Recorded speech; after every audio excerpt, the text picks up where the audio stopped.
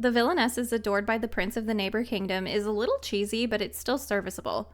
The first episode hits all the classic starting points of the genre. She awakens as the villainess of her favorite otome game, the main character steals her fiancé, and he breaks off their engagement while banishing her.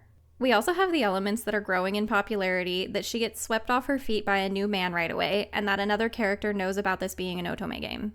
I've seen people complaining that we never see her act like a villainess, but I felt like they made it so any bullying might have happened before she was reincarnated into the game and took over this persona. She is the framed type, not the truly vicious type.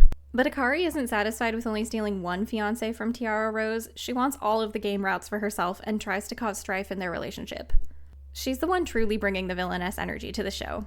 Tiara, like the audience, can't believe that Aquasteed could have such deep feelings for her so out of the blue.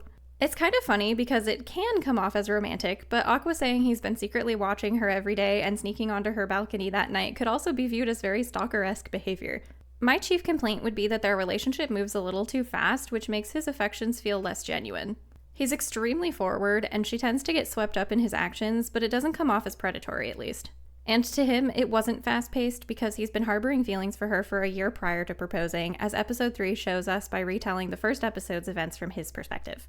Once it's done treading familiar ground, the show starts to focus on the development of Tiara and Aqua's relationship as their engagement progresses. I wish the revocation of her banishment had been more clearly stated, because she didn't leave her home country to join him in Marin Forest for quite some time. After they arrive in Marin Forest, the world building around magic and fairies expands quite a lot. I enjoyed this added fantasy element and thought that her gaining the favor of the fairies was fun. Tiara also has yet another woman to worry about, since Isilla was supposed to be the heroine of the game's sequel. But the fairies definitely caused more drama in the end than she did. While the couple's time together mostly consists of relationship insecurities and drama, they eventually get their happily ever after.